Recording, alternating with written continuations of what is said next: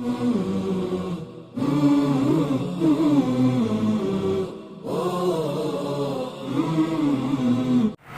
assalamualaikum warahmatullahi wabarakatuh. Innal hamdalillah nahmaduhu wa nasta'inuhu wa nastaghfiruh wa na'udzu billahi min shururi anfusina wa min sayyiati a'malina may yahdihillahu fala mudilla lahu wa may yudlil fala hadiya lahu. Asyhadu an la ilaha illallah wa asyhadu anna Muhammadan 'abduhu wa rasuluhu la nabiyya ba'dahu.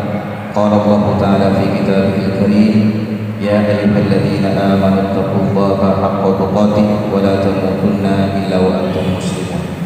Wa qala Allah Ta'ala, ya ayyuhan nasu taqu rabbakum alladzi khalaqakum min nafsin wahidah wa khalaqa minha zawjaha wa batha minhuma rijalan katsiran wa nisaa'a wattaqullaha alladzi tasaaluna bihi wal arham innallaha kana 'alaykum raqiba.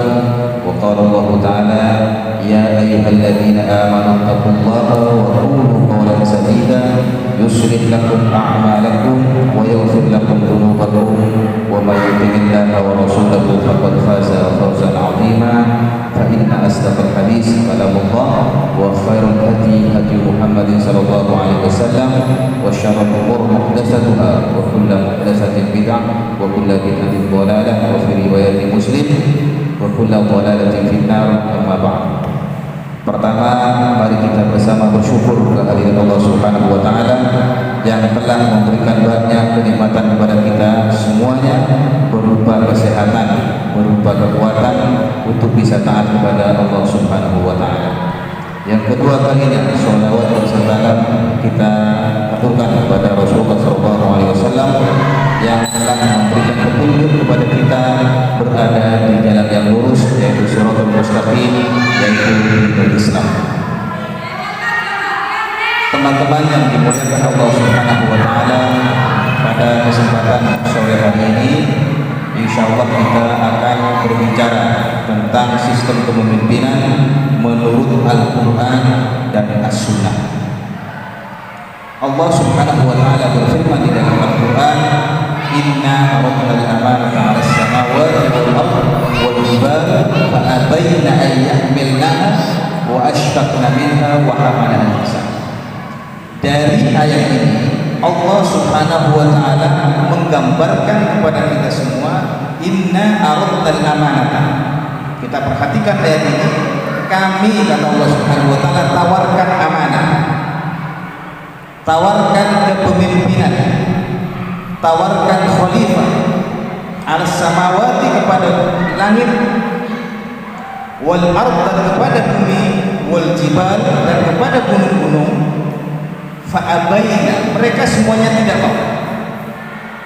Jadi pertama kali amanah kepemimpinan itu Allah tawarkan kepada makhluk-makhluknya yang lain, kepada benda-benda mati. Makanya benda mati itu bukan berarti tidak bisa komunikasi dengan Allah Subhanahu wa taala, Rabb yang Maha Tahu. Jadi gunung, langit, bumi Allah tawarkan pertama kali. Makanya gunung itu bisa komunikasi dengan Allah Subhanahu wa taala. Di dalam Al-Qur'an disebutkan, "Lau anzalna hadzal Qur'an 'ala jabalin la ra'aitahu khashi'an mutasaddian." Seandainya Al-Qur'an itu Allah turunkan ke gunung, maka gunung itu akan tunduk patuh kepada Allah Subhanahu wa taala ketika diturunkan wahyu kepadanya. Ini menunjukkan bahwa benda-benda mati mendapat komunikasi yang tahu hanya Allah Subhanahu wa taala. Jadi pertama, kepemimpinan itu ditawarkan kepada makhluk-makhluk benda-benda mati, pada lautan, kepada gunung, kepada bumi. Tetapi semuanya mereka enggan. Abaina, fa abaina an yahmilnaha wa ashfaqna minha. Kenapa mereka enggan? Karena mereka takut atau khawatir khianat kepada amanah yang ditawarkan oleh Allah Subhanahu wa taala. Akan tetapi di akhir, wa hamalaha al-insan, manusia mau, manusia sanggup mengemban amanah yang Allah tawarkan kepada makhluk-makhluk yang lain. Kemudian di ayat yang terakhir ada potensi yang Allah gambarkan kepada manusia, innahu kana zaluman jahula. Ketika Allah tawarkan amanah, Allah tawarkan kepemimpinan, Jadi kalau kepemimpinan itu ditawarkan kepada manusia, manusia mempunyai potensi. Potensinya apa? Zaluman jahula. Ada potensi zalim di sini. Ada potensi bodoh. Zalim tidak dapat bisa memberikan hak-haknya. Jahula tidak bisa membedakan mana yang hak, mana yang benar. Jadi ini potensi kepemimpinan yang ditawarkan oleh Allah Subhanahu wa taala kepada manusia. Jadi potensinya dua. Makanya di surat yang lain Allah Subhanahu wa taala juga berfirman, "Wa idz qala rabbuka lil malaikati inni ja'ilun fil ardi khalifah." Ketika Allah Subhanahu wa taala menyampaikan kepada para malaikat, "Inni ja'ilun fil ardi khalifah." Saya menjadikan manusia di muka bumi ini sebagai khalifah. Apa kata para malaikat? Qalu ataj'alu fiha may yufsidu fiha wa yasfiku dima. Disampaikan oleh para malaikat, manusia mempunyai potensi buruk. Apa potensi buruk itu? Qalu ataj'alu fiha may yufsidu fiha. Kenapa ya Allah engkau menjadikan manusia sebagai khalifah yang mana mereka membuat kerusakan dan pertumpahan darah karena kepemimpinan ini? Jadi pada dasarnya kepemimpinan itu ada potensi yang buruk, potensi zalim, potensi bodoh, potensi kerusakan dan pertumpahan darah bangsa. Tapi manusia sanggup dengan fitrahnya mengemban amanah kepemimpinan ini. Maka dari situ yang perlu kita pahami, di saat kepemimpinan yang ditawarkan oleh Allah Subhanahu wa taala ada potensi buruk, maka yang paling inti kepada kita adalah kita sandarkan kepada kepemimpinan yang dicontohkan oleh Rasulullah SAW. Suara saya kedengaran. Baik. Allah Subhanahu wa taala berfirman, "Laqad kana lakum fi Rasulillahi uswatun hasanah." Jadi di saat kepemimpinan itu ada potensi yang buruk, ada potensi tidak baik, maka kita harus mengemban amanah disesuaikan dengan apa yang dicontohkan oleh Rasulullah SAW. Karena Rasulullah sebagai teladan pemimpin umat manusia. Makanya nanti akan saya bahas bagaimana korelasinya dengan surat Al-Asr. Jadi pemimpin yang baik, yang sesuai dengan apa yang diajarkan oleh Rasulullah, yang dicontohkan oleh Rasulullah SAW.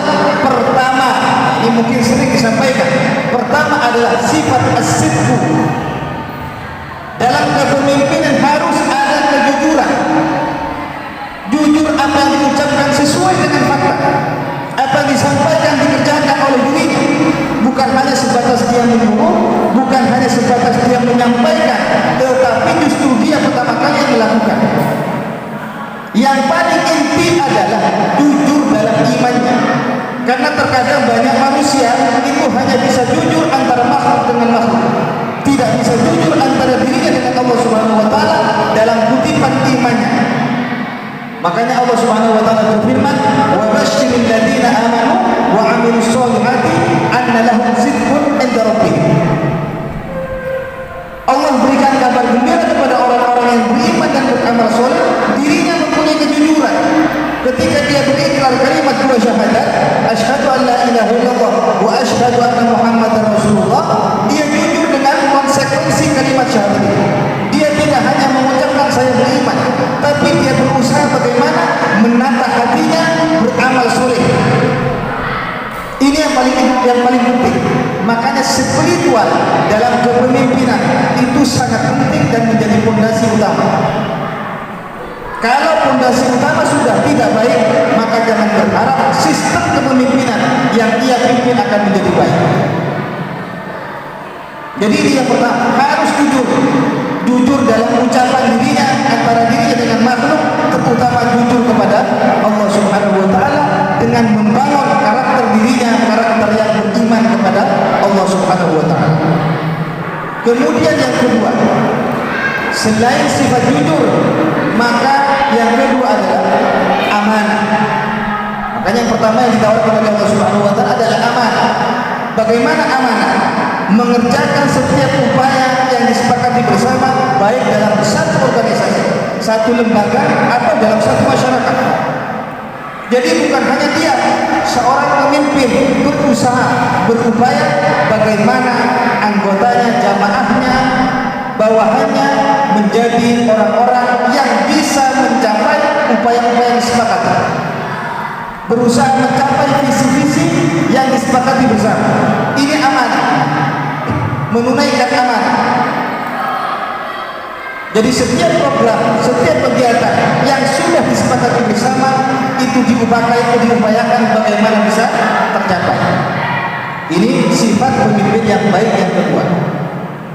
Yang kemudian yang ketiga adalah tabligh. Tabligh di sini maksudnya adalah komunikatif. Seorang pemimpin itu harus komunikatif, senantiasa menyampaikan kebenaran, senantiasa menyampaikan yang hak. Makanya di dalam istilah bahasa Arab, qulil haq walau kana murra, sampaikan yang hak walaupun itu baik. Terkadang seorang pemimpin tidak peduli terhadap bawahannya. Ketika bawahannya berbuat maksiat, dia biarkan. Ketika bawahannya berbuat salah, dia biarkan, tidak peka. Dia tidak tabligh, tidak komunikasi. Sehingga sesuatu yang terjadi dalam organisasi, dalam lembaga atau instansi, dia cuek. Padahal Allah Subhanahu wa taala di dalam Al-Qur'an menyebutkan kanu la yatanahawna 'an munkarin fa'alu labisa ma kanu yaf'alun. Orang-orang Yahudi itu dilaknat oleh Allah Subhanahu wa taala karena tidak peduli terhadap kemungkaran yang terjadi di kaumnya. Sama ketika seorang pemimpin tidak peka terhadap bawahannya, tidak sensitif terhadap kemaksiatan yang dilakukan oleh bawahannya, maka pasti organisasi atau lembaga atau kumpulan itu akan menjadi perserikatan atau kumpulan yang tidak baik. Maka sifat atau karakter pemimpin yang baik adalah tabligh, komunikatif, menyampaikan yang hak, berani menyampaikan yang benar, berani menyampaikan kesalahan-kesalahan. Makanya tadi di awal saya sampaikan, seorang pemimpin khususnya manusia ini punya potensi zalim. Zaluman itu bukan zalim sedikit, tapi zalim banyak. Maka kalau tidak bisa komunikatif, seorang pemimpin tidak bisa komunikatif, maka bisa-bisa terjadi dan terjatuh kepada kezaliman. Bisa-bisa kebaikan dan kebenaran itu tidak akan tampak pada dirinya. Bisa-bisa kesalahan-kesalahan yang dilakukan tidak terlihat oleh dirinya. Maka harus disampaikan, atau bahasa ininya adalah komunikatif. Kemudian yang ketiga, yang keempat, sifat pemimpin yang baik adalah fatonah. Maksud daripada fatonah di sini adalah dia mempunyai kecerdasan. Kecerdasan di sini dia bukan hanya cerdas secara intelektual, tetapi cerdas sosial. Selain cerdas secara intelektual, dia juga cerdas sosial, peka terhadap keadaan. Makanya di dalam Al-Quran disebutkan wa idza qila lakum tafassahu fil majalisi fafsahu yafsahillahu lakum. Jadi ketika dikatakan oleh Allah, ketika diperintahkan kepada kalian untuk memperluas tempat duduk, maka perluas. Jadi orang yang peka terhadap keadaan adalah dia berinovasi dalam kepemimpinan, mempunyai inovasi-inovasi yang baik, yang positif. Bukan pemimpin yang sifatnya tidak berkembang, tapi punya inovasi, pemikiran baru. Maka ini yang disebut dengan fatonah. Dari 4 karakter ini, karakter pemimpin yang baik adalah yang pertama, dia punya kejujuran, jujur, amanah, tabligh, dan amanah. Yang semua karakter ini dirangkum oleh Allah Subhanahu wa taala dalam surat Al-Asr. Dirangkum semuanya amanah khalifah ini, kepemimpinan yang Allah tawarkan kepada manusia, dirangkum dalam surat Al-Asr. Surat Al-Asr ini surat yang pendek, surat yang mungkin semuanya kita sudah hafal. Tetapi menurut Imam Asy-Syafi'i, seandainya tidak turun ayat lagi, tidak turun surat lagi, cukup surat Al-Asr saja yang turun kepada manusia, maka sudah cukup sebagai hujjah bagi manusia. sudah cukup sebagai hujjah, sebagai hukum. Surat Al-Asr hafal semua ya? Wal asr, bismillahirrahmanirrahim. Wal asri, demi masa. Di sini Allah Subhanahu wa taala bersumpah demi masa, demi waktu. Yang mana waktu yang Allah karuniakan kepada manusia adalah penentu antara manusia itu beruntung dan tidak. Makanya Allah Subhanahu wa taala bersumpah demi masa, demi waktu. Ini karunia yang besar dan merupakan tanda-tanda kebesaran Allah Subhanahu wa taala. Makanya di dalam Al-Qur'an Allah pasti bersumpah dengan tanda-tanda kebesaran Allah Subhanahu wa taala. Seperti wasyams, demi matahari, demi bulan, demi surat Tuhan. Berarti semua makhluknya ini adalah tanda-tanda kebesaran Allah Subhanahu wa taala. Termasuk dalam surat Al-Asr Allah bersumpah demi masa, demi umur. Berarti umur yang Allah karuniakan adalah nikmat yang besar yang merupakan tanda kebesaran Allah Subhanahu wa taala. Kenapa Allah bersumpah demi masa, demi waktu? Karena banyak orang lalai terhadap waktu yang Allah karuniakan kepada dirinya. Sebagaimana sabda Rasulullah sallallahu alaihi wasallam, "Ni'mata mauqubuna fihi ma katsirun minan nas, as-sihah wal faqr." Ada dua nikmat yang banyak manusia lalai di dalamnya. Lupa terhadap nikmat itu apa? As-sihah dan farah. Diberikan kesehatan dan diberikan waktu luang. Ketika diberikan dua nikmat ini manusia banyak lupa, banyak lalai. Oleh sebab itu Allah bersumpah demi masa, demi waktu. Baik, korelasinya dengan karakter pemimpin yang baik menurut Al-Quran dan hadis itu disimpulkan dalam surat ini, di surat Al-Asr, dirangkum dalam surat Al-Asr. Pertama Allah bersumpah demi waktu, demi masa. Kemudian ayat berikutnya Allah berfirman, innal insana lafi khusr. Sesungguhnya semua manusia tanpa terkecuali, semua manusia. Bahkan disebutkan di dalam tafsirnya, manusia baik yang kafir maupun yang mukmin, semua manusia. Innal insana lafi khusr, berada dalam kurung kerugian. Manusia terancam rugi, semuanya tanpa terkecuali. Rugi semua. La fi khusr, di sini ada lam, ada inna di depan. Berarti benar-benar rugi. Manusia benar-benar berada dalam kerugian. Tetapi siapa manusia yang tidak rugi? Illal ladzina amanu. Yang pertama adalah orang-orang yang beriman, yang jujur dalam imannya. Karena setiap manusia adalah pemimpin terhadap dirinya, minimal terhadap anggota tubuhnya. Paham? Jadi manusia berada dalam kerugian kecuali yang pertama adalah orang yang beriman. Illal ladzina amanu, yang jujur terhadap imannya, bukan hanya dia berkata bahwa dirinya beriman tetapi juga beramal. Makanya di dalam ayat yang lain Allah berfirman, "Wa may yusyrik billahi faqad habita 'amaluhu wa huwa fil akhirati minal khasirin." Orang yang menyekutukan Allah Subhanahu wa taala, maka amalnya terhapus dan dia termasuk kepada orang-orang yang rugi. Jadi kalau tidak mau menjadi orang yang rugi, pertama adalah dia beriman, jujur dalam imannya, tidak menyekutukan Allah Subhanahu wa taala. Dia bukan hanya sebatas mengatakan beriman, tetapi ternyata perbuatan tangan dan hatinya menyalahi aturan syariat atau menyekutukan Allah Subhanahu wa taala.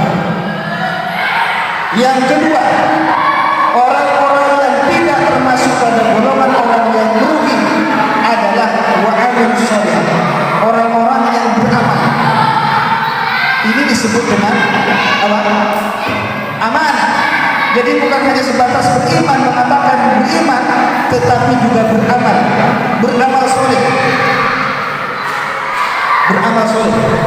Makanya Allah Subhanahu wa taala berfirman, "Man saqulat mawazinuhu fa ulaika humul muflihun." Orang yang timbangan amal baiknya nanti di hadapan Allah itu lebih berat daripada timbangan amal buruknya, maka mereka lah orang-orang yang beruntung. Wa man khaffat mawazinuhu, orang yang timbangan amalnya itu lebih buruk, amal buruknya lebih berat, fa ulaika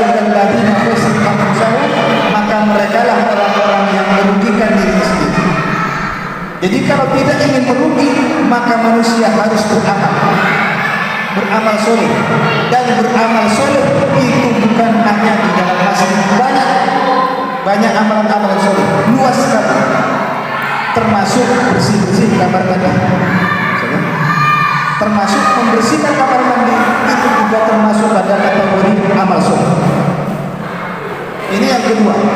Yang ketiga, firman Allah Subhanahu wa taala, wa tawassaw bil haqq, ditabligh, menyampaikan kebenaran, mendakwahkan kebenaran. Seorang pemimpin harus menyampaikan kebenaran, harus bisa memonitor bawahannya, bisa memantau. Maka perlu di sini wa tawassaw bil haqq, saling menasihati dalam kebenaran, saling menasihati dalam hak. Jadi yang hak harus disampaikan. Kenapa harus demikian? Karena manusia senantiasa berada dalam apa? Gangguan, atau karena manusia adalah musuh daripada iblis, manusia senantiasa diancam untuk digelincirkan oleh iblis. Maka perlu saling menasihati dalam kebenaran. Wa tawassaw bis sabr, dan yang terakhir, yang keempat adalah fakor, peka, cerdas. Saling menasihati untuk sabar. Ketika manusia beriman kemudian beramal, saling menasihati dalam kebenaran. Yang terakhir adalah saling menasihati untuk sabar. Kenapa Allah Subhanahu wa taala berfirman di dalam Al-Qur'an menggambarkan bagaimana gambaran manusia? Wa minan nasi may ya'budullah ala harfin fa in asabathu khairun itma'anna wa in asabathu fitnatun inqalaba ala wajhihi. Jadi ada manusia yang ketika dia mendapatkan kenikmatan, dia semangat beribadah. Tetapi fa in asabathu fitnatun inqalaba ala wajhihi, ketika dia mendapatkan cobaan, mendapatkan musibah, dia menjauh dari Allah Subhanahu wa taala, tidak sabar dengan ujian itu semua. Maka ini adalah kesimpulan daripada pemimpin yang baik menurut Al-Qur'an dan hadis. Yang pertama adalah sidik, amanah, tabligh, dan fatonah, yang semuanya itu disimpulkan dalam surat Al-Asr, yaitu yang pertama beriman, beramal, dan saling menasihati dalam kebenaran dan kesabaran. Jadi dua dalam surat Al-Asr itu untuk Allah Subhanahu wa taala, untuk dirinya sendiri. Yang dua terakhir, yang ketiga dan keempat, itu untuk orang lain. Jadi ini pembahasan yang bisa saya sampaikan pada sore hari ini tentang kepemimpinan menurut Al-Quran dan As-Sunnah. Nanti bisa dikembangkan dengan saya serahkan ke beberapa